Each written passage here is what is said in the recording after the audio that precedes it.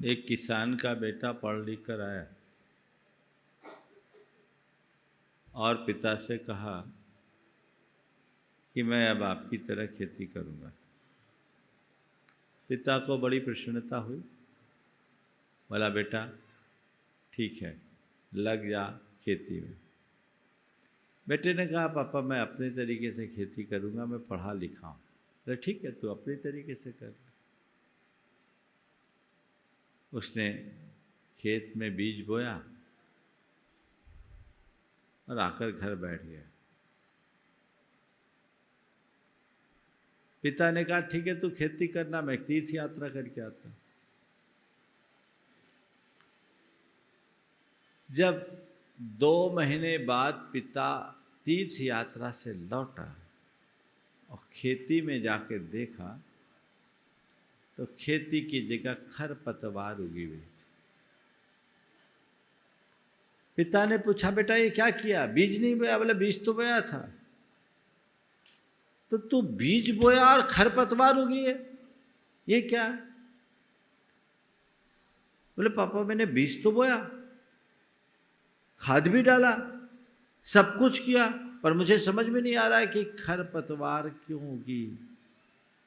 पिता ने कहा, बेटा तूने बीज तो बोया, पर फसल को तैयार करने के लिए केवल बीज बोना मात्र पर्याप्त नहीं है, उसकी ठीक तरीके से देखभाल करना भी जरूरी है और उसके इर्द गिर्द उगाए खरपतवार की निदाई और गुड़ाई करना भी जरूरी है। उन खरपतवारों को उखाड़ करके अलग करना जरूरी है।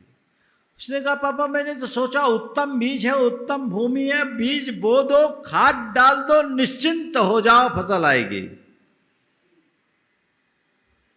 तो उसके पिता ने कहा कि बेटे ऐसे निश्चिंतता से खेती नहीं होती, खेती सजगता से होती है। तू सजग रहेगा तभी अपने फसल को सुरक्षित रख पाएगा। यही बात आज के संदर्भ की है। आज का विषय बड़ा मौलिक विषय है। कहा जाता है कि तुम अपने जीवन की प्रगति करना चाहते हो तो सदैव सचेष्ट रहो, सतर्क रहो, सावधान रहो, समझदारी से काम करो। सचेत रहो, सचेष्ट रहो, सतर्क रहो, सावधान रहो और समझदारी से काम करो। ये 4 बातें जिस मनुष्य के जीवन में जुड़ती है वो जीवन में कभी विफल नहीं होता। कुछ लोग हैं जो बड़े निश्चिंत जैसे होते हैं, है ना, कोई काम है, हाँ कर लिया हो जाएगा। उनको किसी चीज की फिक्र नहीं होती। अच्छा है, निष्फिक्र होना अच्छी बात है, लेकिन अपने कार्यों के प्रति गंभीर रहना उससे जरूरी बात है। काम कैसे होगा इसकी चिंता मत करो, पर काम कैसे करना है इसकी तैयारी जरूर रखो। अपने जीवन के प्रति गंभीरता और जीवन के प्रति चिंता में मौलिक अंतर है। जीवन में आगत समस्याओं से घबराने पर चिंता उत्पन्न होती है और समस्याओं के रास्ता खोजने से गंभीरता आती है। धीर वीर गंभीर मनुष्य जीवन में आगत समस्याओं का समाधान खोजता है और कापुरुष आने वाली समस्याओं के आगे घुटना टेक कर रोता है, चिंता में पड़ता है, सिर का बोझ उत्पन्न कर लेता है। आज यहां कह रहे हैं, चरे वेती चरे वेती चरे वेती चरे वेती, एक पल भी रुको मत, एक पल भी थमो मत, चलते रहो चलते रहो चलते रहो चलते रहो, बढ़ते रहो बढ़ते रहो बढ़ते रहो बढ़ते रहो। दो तरह के लोग होते हैं, एक उद्यमी और दूसरे उनींदे। उद्यमी और उनींदे। उद्यमी मनुष्य अपने जीवन का उत्कर्ष करता है, सदैव सचेष्ट रहता है, सतर्क रहता है, सावधान रहता है, समझदारी से काम करता है। और उनींदा आदमी आलसी होता है, उसके मन में अनुत्साह रहता है, वो असावधान रहता है और वह अपने प्रति अजागरूक रहता है, ना समझी के साथ काम करता है। आज सब हो जाएगा। देखो, दो तरह के विद्यार्थी हैं। एक वो जो अपने पढ़ाई के प्रति गंभीर रहता है और रोज मन लगाकर पढ़ता है। एक तो वो है जो नियमित मन लगा करके पढ़े, और दूसरा हाँ ठीक है, अभी तो परीक्षा में देर है, फिर पढ़ेंगे, पढ़ लेंगे, पढ़ लेंगे। है ना ऐसे लोग, वो जब एग्जाम सिर पर आता है तो किताब की धूल हटाता है। एग्जाम सिर पर आने से किताब की धूल हटाता है। ऐसा व्यक्ति क्या करता है? सफलीभूत होता है क्या? खींच तान कर यदि कुछ आगे भी बढ़ जाए तो केवल एवरेज मार्क्स लाएगा। रैंक होल्डर बनेगा क्या? नहीं ना। रैंक होल्डर कौन बनता है? जो सतत सचेष्ट रहता है। आज कह रहे हैं निश्चिंत मत रहो किसी भी काम में, आंखें खोल के जियो। गुरुदेव का हाइकू है आज के संदर्भ में, वहीं से मैं अपनी बात शुरू करता हूं। आंखें ना मूंदो, ना ही आंख दिखाओ, सही क्या देखो। आंखें ना मूंदो, ना ही आंख दिखाओ, सही क्या देखो। सतर्क रहो, सावधान रहो, ना रोष करो न ज्यादा तोष करो। अपने जीवन के गतिरोध को दूर करते हुए सतत आगे बढ़ते चलो। ये निश्चिंतता रखने वाले लोग जो होते हैं ना, जिनको कोई चिंता नहीं, आज चल रहा है। कई लोग होते हैं घर की व्यवस्थाओं के प्रति भी लापरवाह हो जाते हैं। है नहीं है, चलो देखेंगे, है ना। एक व्यक्ति जो घुड़सवारी का बड़ा शौकीन था, घुड़सवारी, तो घोड़ा खरीदने के लिए महीनों घर से दूर जाता था बड़ा करोड़पति आदमी, पर घर में 3 बेटियां, उनके लिए लड़का खोजने की फुर्सत नहीं। घोड़ा खरीदने के लिए जाने की रुचि है उसके लिए, लड़कियां 3 हैं, उसके लिए वर ढूंढने की फुर्सत नहीं। बड़ा हो जाएगा, हमें क्या चिंता। लड़कियां अपना भाग्य लिखा कर लाई है, ऐसा बोलता था। और क्या बताऊं कैसा दुर्भाग्य। उसकी उस लापरवाही का नतीजा ऐसा हुआ कि 3 बेटियों ने अपने मन की शादी की। मामला बिगड़ गया, मन की शादी की, अब रोता। हमने कहा भैया पहले सोचा होता, जब वक्त था तुमने कुछ सोचा नहीं, वक्त निकल गया तो सोचने से कुछ होता नहीं। इसलिए वक्त पर सोचो, सचेष्ट रहो, जागरूक रह करके अपना काम करो। आज का पहला सूत्र, अत्यंत रोष से भी निश्चिंत अवस्था बहुत बुरी है, जो कि अहंकार पूर्ण अल्प संतोष से उत्पन्न होती है। तेज गुस्सा उतना खतरनाक नहीं जितना कि तुम्हारी लापरवाही, तुम्हारी निष्फिकरता। और वो कब होती है? अहंकार पूर्ण अल्प संतोष से। कई जो लोग अहंकारी होते हैं, अरे अपने पास तो सब ठीक है, क्या करने। राजा महाराजाओं के साथ भी ये लागू होता। अब राजा है, शत्रु अपनी शक्ति बढ़ा रहा है, वो निरंतर तुम पर हावी होने की तैयारी कर रहा है, और राजा कुछ चाटुकारों से घिरा। अरे महाराज, आपका शासन तो निर्बाध है, निष्कंटक राज, आप जैसा शासक तो इस राज्य में आया ही नहीं। और जी हजूरी हो रही। अब उसने आंखें मूंद ली है, अब क्या होगा, क्या होगा। ऐसे राजा को कभी भी राजच्युत होना पड़ सकता है। राजनीति कहती है कि कभी विरोधी को कमजोर मत आंकना और विरोधी को पनपने का अवसर मत देना, ये राजनीति कहती है। अगर हम नीति शास्त्र की दृष्टि से देखें तो अपने किसी कार्य में किंचित भी कमी मत करना। कमी करोगे फेल हो जाओगे।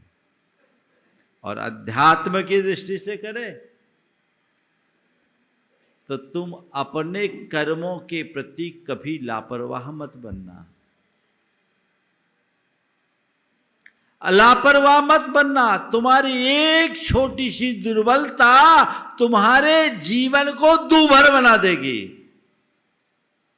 तुम्हें दुर्गति का पात्र बना देगी। कहते हैं भगवान के निर्वाण का समाचार जब मिला कि अब भगवान को निर्वाण होना है, तो गौतम स्वामी रोने लगे कि प्रभु आप समोसरण छोड़ दोगे, आपका मोक्ष हो जाएगा तो हमारा क्या होगा। तो भगवान ने कहा गौतम क्षणमपि मापमाय, एक क्षण का भी प्रमाद मत करो, क्योंकि तन में गड़ने वाला कांटा एक मुहूर्त तक दुख देता है, लेकिन मन का प्रमाद भाव भाव में दुखी करता है। ये भगवान के वचन हैं। इसलिए लोक हो या परलोक, नीति हो या व्यवहार या अध्यात्म, हर जगह व्यक्ति को सचेष्ट रहना चाहिए।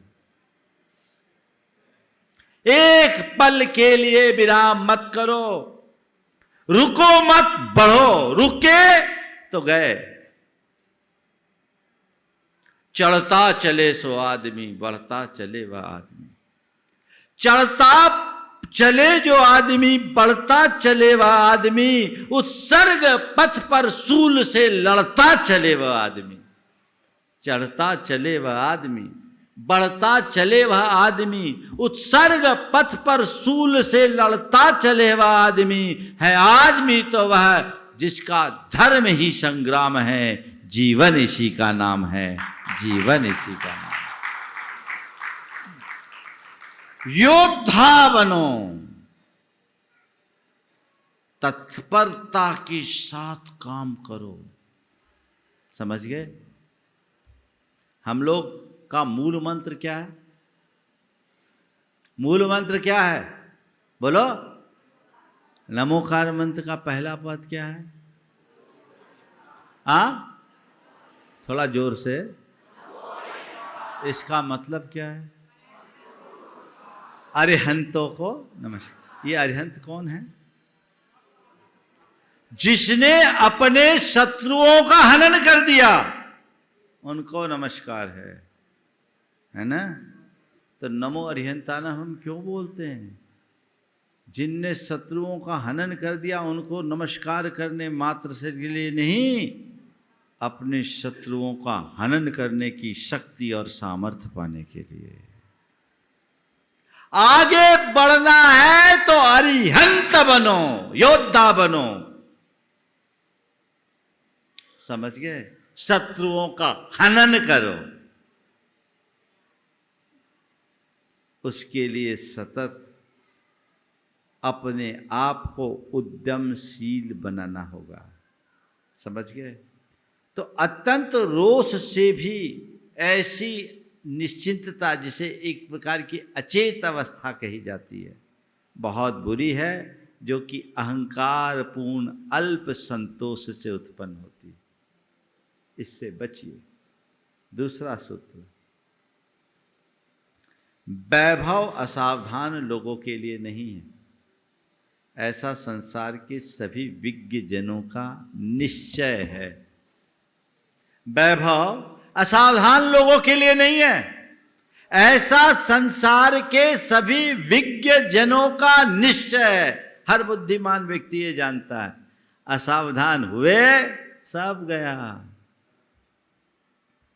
तो ये बाहरी वैभव या भीतरी वैभव, दोनों प्रकार का वैभव असावधान लोगों के लिए नहीं है।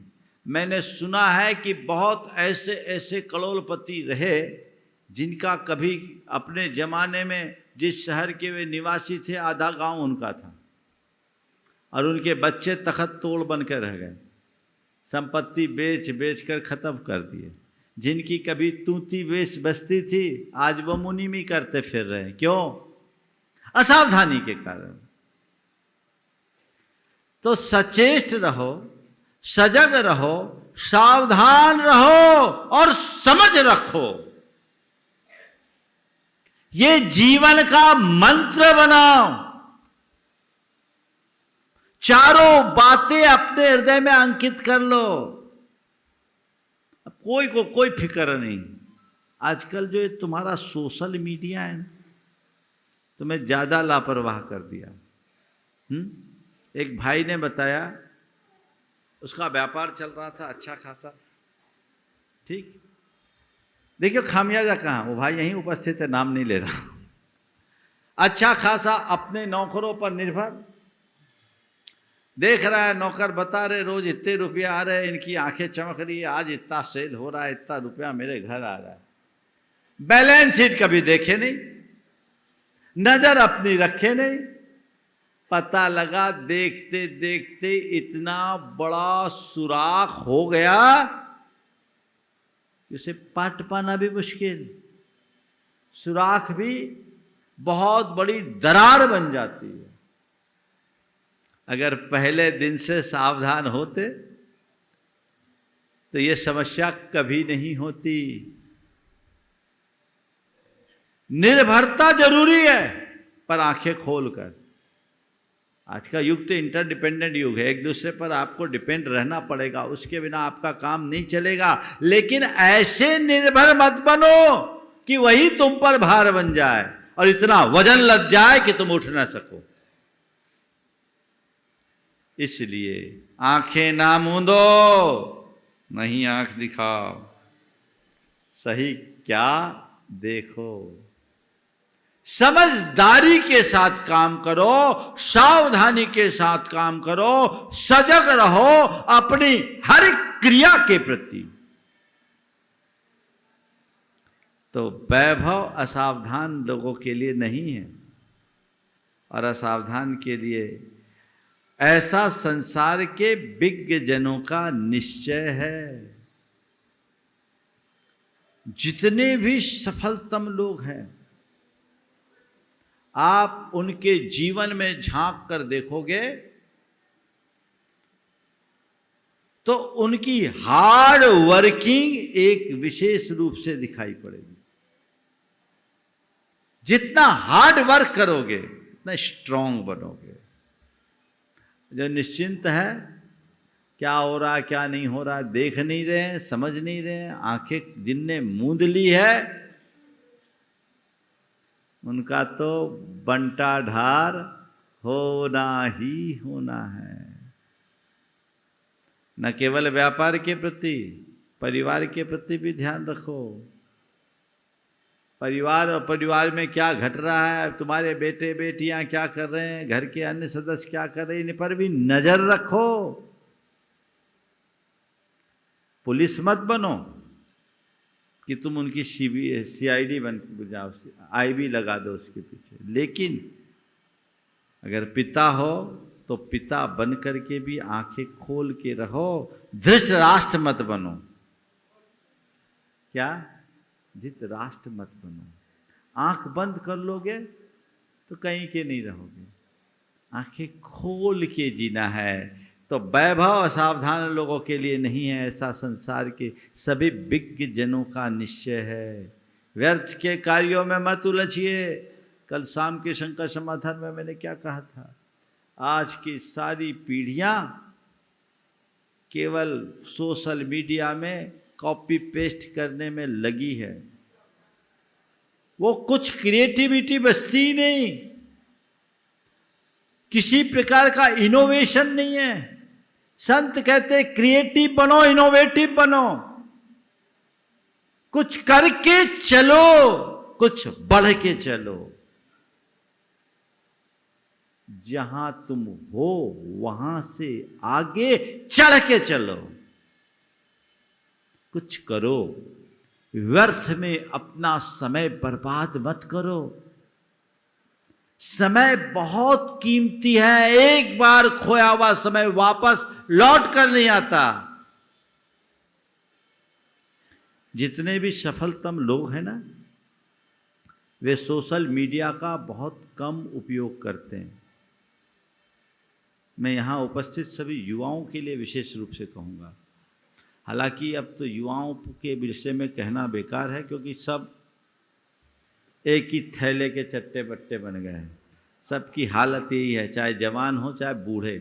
80 साल की एक अम्मा भी थी, दादी, उसका परपोता कहता था, महाराज जी मेरी दादी से आप सोशल मीडिया का त्याग करा दो। बोले क्या करती है? व्हाट्सअप चलाते? नहीं महाराज, व्हाट्सअप तो बहुत पीछे है, वो व्हाट्सअप, फेसबुक, इंस्टाग्राम, ट्विटर सब में अपडेट है। बोले महाराज रात के 12 बजे के पहले कभी सोती नहीं है। बोला उम्र कितनी है? बोले 82 साल की। क्या बीमारी है? मैं आपको बोल रहा हूं, मुझे एक आर्टिकल दिखाया था किसी ने, नेट पर ये उपलब्ध होगा, आप लोग देख सकते हैं।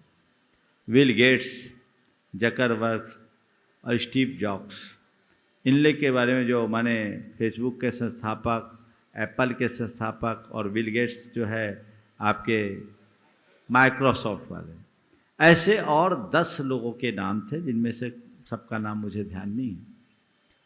उसमें लिखा कि ये लोग अपने ऑफिस के कार्यों के अलावा नियमित मात्र 15 मिनट इंटरनेट का प्रयोग करते हैं, मात्र 15 मिनट्स को आधा घंटे मात्र। उनके परिवार में उनके बच्चों तक ये व्यवस्था है, तब तो आगे बढ़ते हैं। बाकी तो इन सब चीज़ों में डिस्ट्रैक्शन है, और आजकल को तो टच स्क्रीन है, तो एक को देखते देखते तुम्हारा कहीं हाथ लग गया तो कहाँ खोते हो पता लगता है क्या? एक ने बोला, मैंने, वो आया मेरे पास, बोला महाराज आज से मैं स्मार्टफोन का त्याग करता हूँ। बोले क्यों? बोले महाराज मैंने देखा पिछले 1 सप्ताह से नोटिस नहीं कर रहा हूँ, देखते देखते देखते देखते बहुत समय बर्बाद हो जाता है, तो मैंने कहा ऑफिस से बाहर स्मार्टफोन यूज करना ही नहीं है, मुझे सामान फ़ोन रखना है। वो अपने जेब में सामान फ़ोन ही रखता है। बोले इंटरनेट का काम ऑफिस में, हमें दिन भर इंटरनेट की ज़रूरत क्या? 24 घंटे हम स्मार्टफोन लगा करके क्यों बैठे? देखो आप, हो सकता है कई लोग अभी यहाँ सभा में बैठे होंगे ना, उनका भी मोबाइल चालू होगा, हो सकता है चालू होगा। वो तो कहीं बैठो, आजू बाजू में बैठे, एक दूसरे की खबर नहीं, निष्फिक्र है। फिर जब समस्याएं विकराल रूप लेकर के सामने आती है तो व्यक्ति फिर कहीं का नहीं होता। इसलिए इस पर ध्यान रखो। यदि तुम अपनी सावधानी में हर समय और हर एक प्रकार के आदमियों से रक्षा करने में सुस्ती नहीं करते, यदि तुम अपनी सावधानी में हर समय और हर एक प्रकार के आदमियों से रक्षा करने में सुस्ती नहीं करते, तो इसके बराबर और क्या बात है? और ऐसा करते हो तो इससे खतरनाक और क्या बात है? हर समय और हर व्यक्ति के प्रति सावधानी रखो, क्योंकि कोई पता नहीं आगे क्या होगा। थोड़ी सी सावधानी चूकती है लोग, आप देखना आपके अनुभव में ऐसा आया होगा, अरे पहले मैं सावधान हो जाता तो अच्छा था। ऐसा हर मनुष्य के जीवन में 2-4 अनुभव तो होगा, है कि नहीं? बोलो, काश पहले सावधान होता, चूक गया। हाँ, तो भाई जो उसका खामियाजा था वो तो भुगत लिए। एक बार चूक गए कोई बात नहीं, दोबारा ना चूको, दोबारा चूक गए तो कोई बात नहीं, तीसरी बार नहीं चूको और उसके बाद भी चूकना ही है, चूकना ही है, तो फिर जिंदगी फूंक दो, फिर बचा क्या? चूक चूक में ही तो सब फूंक रहे। इससे बचिए। जो पहले से अपनी रक्षा में प्रमादी रहता है, तब वह अपनी निश्चिंतता पर पीछे से विलाप करता है, जबकि वह विपत्ति से विस्मित हो जाता है। पहले तो सावधान नहीं रहा, अब चारों तरफ से घिर गया, अब क्या करे हे भगवान, अब क्या करे? तो भगवान कहते हैं हम क्या करें? भगवान भी क्या करेंगे? जानबूझकर जब तुम कर सकते थे तब तुमने करने का विचार नहीं किया, अब घिर गए हो तो कपार पर हाथ रखकर सोच रहे अब क्या करें।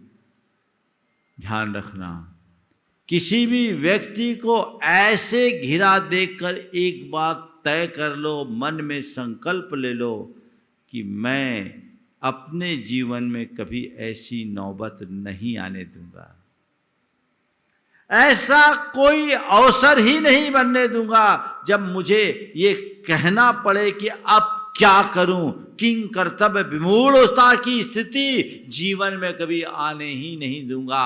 मैं हर पल सचेष्ट रहूंगा, सजग रहूंगा, सावधान रहूंगा और समझदारी से काम करूंगा। ये सूत्र रखो अपने अंदर, हर पल ऐसा अफर्मेशन दो, ऐसा आत्म सुझाव दो, मुझे सचेष्ट रहना है, सजग रहना है, सावधान रहना है और समझ रखना है। इतनी तो बात है। पर प्रायः लोग भूल जाते हैं। इसके पीछे के कारण क्या है? एक कारण है लालच। लालची व्यक्ति अपनी समझ खो देता है। दूसरा कारण है आलस। आलसी व्यक्ति निश्चेष्ट रहता है। समझ गए? लालची और आलसी दोनों खतरनाक। लालच पर नियंत्रण रखो और आलस पर विजय पाओ।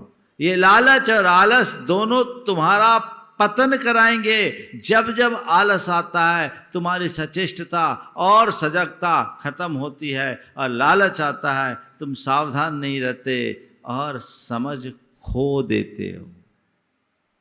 इनसे बचिए। आगे कह रहे उस मनुष्य के लिए कुछ भी असंभव नहीं है जो कि अपने काम में सुरक्षित और सजग रहने का विचार रखता है। उस मनुष्य के लिए कुछ भी असंभव नहीं है जो अपने काम में, जो कि अपने काम में सुरक्षित और सजग रहने का विचार रखता है, जो हर कदम को सुरक्षात्मक दृष्टि से रखता है और सजग रहता है। तुम्हारे लिए कुछ असंभव नहीं होगा। और तुमने अपने आप को असुरक्षित रखा और सजगता खो दी तो कुछ भी शेष नहीं बचेगा। इस पर ध्यान रख करके हमें चलना चाहिए। और इसमें जो बाधा है, जब तुम्हारी आत्मा अहंकार और उत्सेक से मोहित होने को हो, जब तुम्हारी आत्मा अहंकार और उत्सेक से मोहित होने को हो, तब मस्तक में उनका स्मरण रखो जो कि लापरवाही और बेसुधपन से नष्ट हो गए। जब तुम्हारी आत्मा अहंकार और उत्सेक से मोहित होने को, उत्सेक यानी अपनी उपलब्धियों का नाज, समझ गए? गुणों की उत्कृष्टता का मद अनुत्सेक होता है और उसी तरह उत्सेक। अनुत्सेक यानी ज्ञान आदि में श्रेष्ठ होने पर भी विनम्र है, और उत्सेक यानी एक प्रकार का मद, उद्दंडता, उज्जडपना जो अहंकार से प्रेरित होता है, मद कह सकते हैं।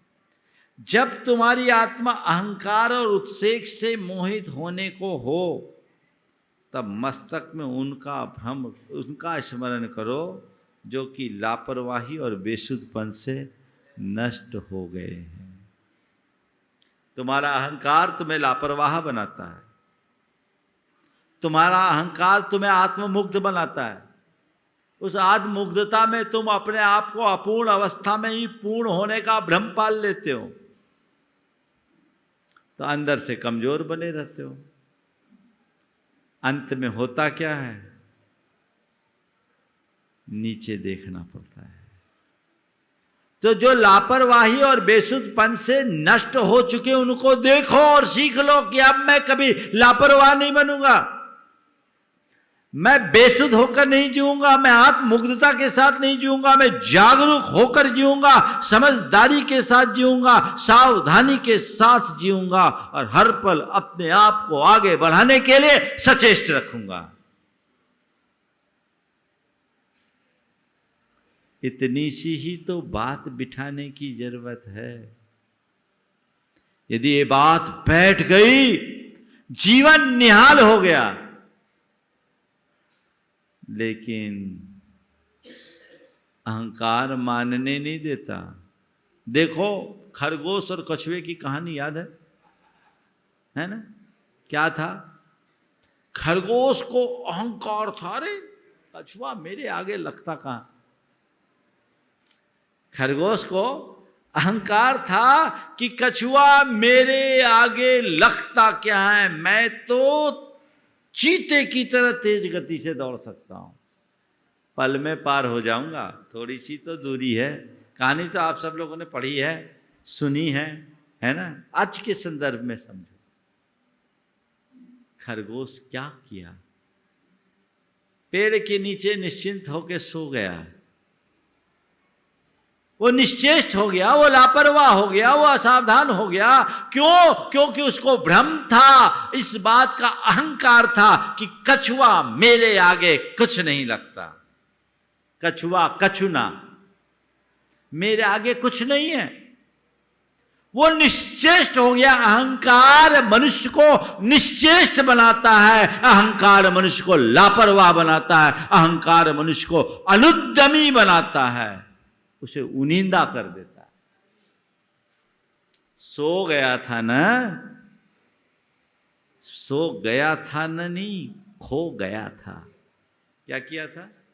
सो गया था नहीं, खो गया था। वो खो गया। फिर क्या हुआ? जो होना था वो हो गया। खरगोश सो के खो गया, फिर क्या हुआ? जो होना था सो हो गया। कछुआ सचेष्ट रहकर बाजी जीत गया। अगर खरगोश जैसा गतिशील प्राणी भी निश्चेष्ट हो जाए, लापरवाह हो जाए, तो कछुआ जैसा मंद गति से चलने वाला प्राणी भी उसे हरा सकता है। ऐसा केवल कहानी में नहीं हुआ। मुझे लगता है यहां बैठे भी कई खरगोश ऐसे होंगे जिन्हें कछुओं ने हराया है। बोलो, सही बोल रहा हूं कि नहीं? जोर से ताली बजा दो अपनी हार पे, अपनी हार पे ताली। कई खरगोशों को कछुओं ने हराया है। कोई बात नहीं, एक बार हार जाओ पर हिम्मत मत हारो। अगर खरगोश जाग जाए तो हार करके भी सब कुछ प्राप्त कर सकता है। तो उद्यमी बनिए। आज के चारों सूत्रों को याद रखिए। मुझे सचेष्ट रहना है, सजग रहना है, सावधान रहना है और समझ रखनी है। इसे किसी स्थिति में नहीं खोना है, तो अपने आप अपना जीवन आगे बढ़ा सकते हैं। आज का आखिरी सूत्र है, जो अपने उद्देश्य को सदैव अपने समक्ष रखते हुए सजग रहते हैं, वे सर्व सिद्धियों को प्राप्त कर लेते हैं। जो अपने उद्देश्य को अपने समक्ष रख करके सदैव सजग रखते हैं, वे सर्व सिद्धियों को प्राप्त कर लेते हैं। तुम्हारा लक्ष्य क्या है, इसे सामने रखो। हर पल तुम्हारे सामने केवल और केवल तुम्हारा लक्ष्य होना चाहिए। मुझे क्या करना है, मुझे क्या पाना है, मुझे कहाँ जाना है, मुझे क्या बनना है। अपने उद्देश्य और लक्ष्य को सामने रखो, वो बिल्कुल सामने होना चाहिए। और एक पल भी ऐसा काम मत करो जो तुम्हें उससे डाइवर्ट करता हो। किसी भी प्रकार से डिस्ट्रैक्शन की तरफ जाना ही नहीं। जो चीजें डिस्ट्रैक्ट करे उससे दूर हो जाओ। अपने लक्ष्य के प्रति समर्पित होने वाला व्यक्ति ही अपनी इच्छित सर्व सिद्धियों की प्राप्ति करता है। एक मुनि भी मोक्ष तब जाते हैं जब उनका ध्येय केवल अपनी आत्मा पर केंद्रित होता है। आत्मा से बाहर होते ही वे संसार में अटक जाते हैं, जो हमारे जीवन का अंतिम लक्ष्य है। इसी तरह अपने जीवन के हर क्षेत्र में जो तुम्हारा लक्ष्य है, उस लक्ष्य को अपने सामने रख करके चलोगे, तभी अपने जीवन को आगे बढ़ा सकोगे।